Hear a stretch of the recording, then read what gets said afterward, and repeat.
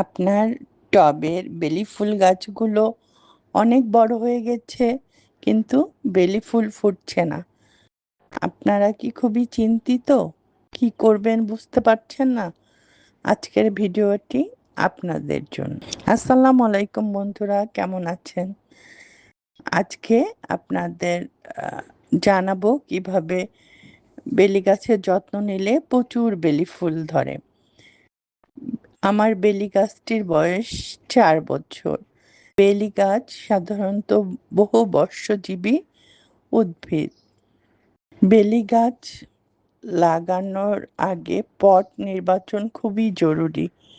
বেলি গাছের জন্য সাধারণত 10 থেকে 12 ইঞ্চি টব নিলে ভালো হয়। বেলি গাছে বছরে অন্তত একবার রিপোর্ট করতে হবে। যদি রিপোর্টিং করা সম্ভব না হয়, তবে বেলি গাছের কিছু মাটি টব থেকে সরিয়ে নতুন মাটি দিতে হবে। বেলি ফুল ফোটার পরে প্রত্যেকটি গাছের ডগা কেটে দিতে হবে। আর যখন অফ সিজন থাকবে অবশ্যই হার্ড প্রুনিং করতে হবে। বেলি গাছ রোদ খুব পছন্দ করে এবং যেখানে খুব বেশি রোদ পড়ে সেখানেই বেলি গাছ রাখতে হবে। আর এই বেলি ফুল ফোটার পরে গাছটিকে একটু ছায়ায় রাখলে সাধারণত ফুলগুলো অনেক দিন পর্যন্ত থাকে।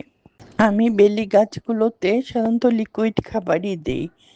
আমি চা পাতা, কলার খোসা, পেঁয়াজের খোসা আর অল্প পরিমাণ ড্যাপ সার মিশিয়ে একটা লিকুইড সার তৈরি করি। এই সারটি আমি 15 দিন পর পর আমার গাছগুলোতে দিই। বেলি গাছে মাঝে মাঝে পাতাগুলো হলুদ হয়ে যায়, এজন্য আমি মাসে একদিন বা 2 মাসে একদিন একটি ফাঙ্গিসাইড দেই। আমি এই কাজগুলো করে বেলি গাছে প্রচুর ফুল পেয়েছি। আশা করি আপনারাও যদি এই কাজগুলো করেন, আপনাদের গাছও ভরে যাবে বেলি ফুলে। আজ এ পর্যন্তই। আল্লাহ হাফেজ।